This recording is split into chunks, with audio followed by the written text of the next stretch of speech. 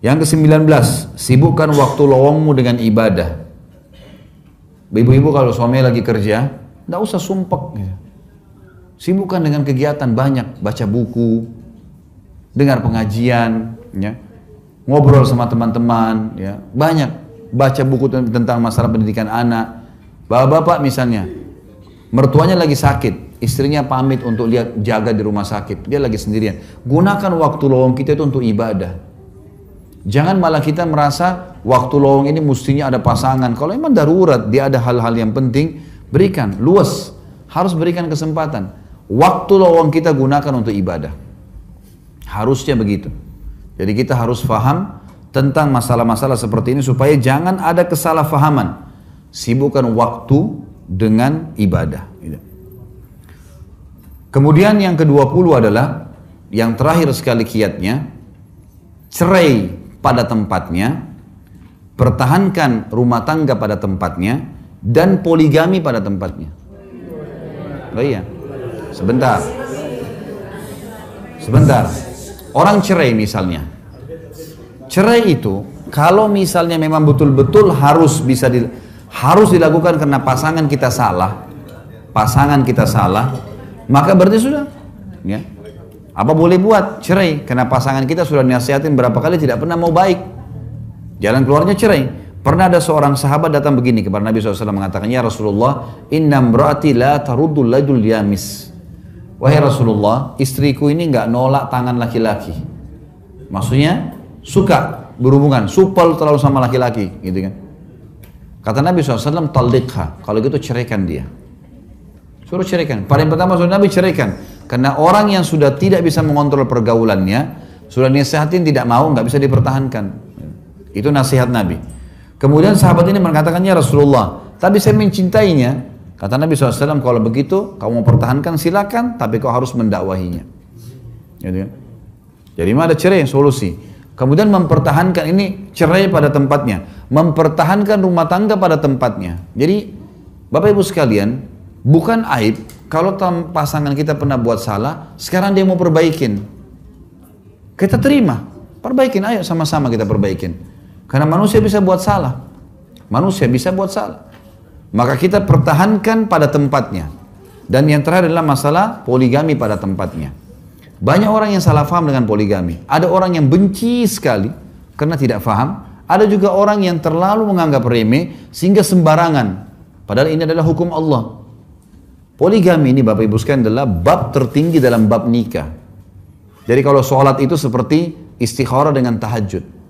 Istikharah dengan tahajud itu mustahil orang kerjakan kalau dia sendiri belum pernah sholat duha, belum pernah sholat qobliyah. Karena ini bab tertinggi di bab sholat.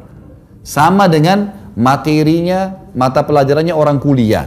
Kita kasih anak SD nggak paham dia. Ada orang punya masalah teman kita lalu kita mengatakan, kamu tahajud aja. Padahal dia sholat wajib aja masih Senin Kamis gitu. Susah, nggak mungkin gitu kan. Atau dia masih belum pernah sholat sunnah yang lain, nggak mungkin dikerjain. Nah dalam masalah nikah juga begitu. Poligami itu bab tertinggi. Makanya orang banyak membenci berlebihan atau orang banyak menganggap remeh berlebihan, terlalu serono-serono sembarangan melakukan karena tidak paham masalah ini. Dia ibadah yang mulia, asal dikerjakan dengan cara yang mulia, gitu kan? Cara yang mulia.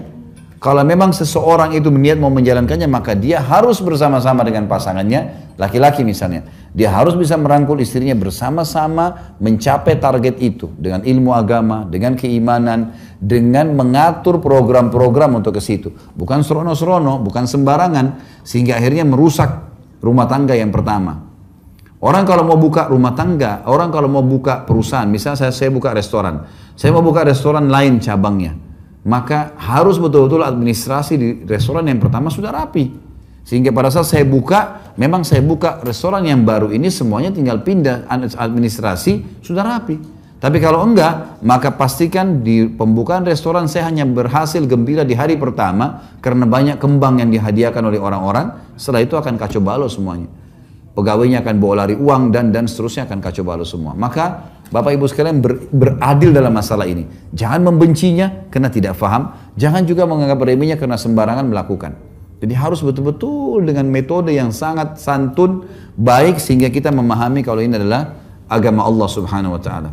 Saya kasih contoh, ada satu orang yang saya kenal di Jakarta, dia menikah kurang lebih 15 tahun, nggak punya anak.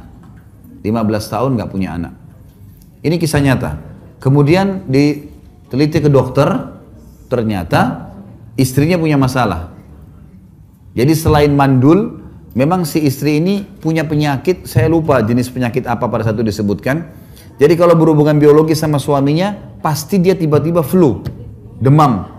Si suami ini kena virus itu. Pasti habis berhubungan, pasti flu. Dia sampein ke orang tuanya, ibunya nggak percaya, ayahnya nggak percaya. Sampai dia pernah selesai berhubungan sama pasangannya, lalu dia datang, lalu dia mengatakan, ini lihat hasilnya. Memang seperti orang yang sakit flu berat dan ini. Jadi dokter memang betul-betul seperti itu. Baik, apa solusinya? Mandul nggak bisa punya anak. Kemudian juga kalau berhubungan ada masalah nih, mau diceraikan istrinya, 15 tahun bersama-sama. Gimana caranya menceraikan ini? Nggak mungkin gitu. Dia juga berat. Tapi kalau dia juga tetap pertahankan rumah tangga, dia nggak bisa punya anak. Maka ini salah satu pintu kalau orang mau poligami. Karena memang ada hal di sini solusi diberikan dalam agama. Sama cerai solusi, sama juga poligami itu solusi, gitu kan? Adalah jalan keluar bagaimana seseorang bisa menemukan sesuatu yang memang kalau sudah mentok di sebuah titik yang dia harus menjalankan sehingga tidak ada hal yang dirugikan. Allahu a'lam.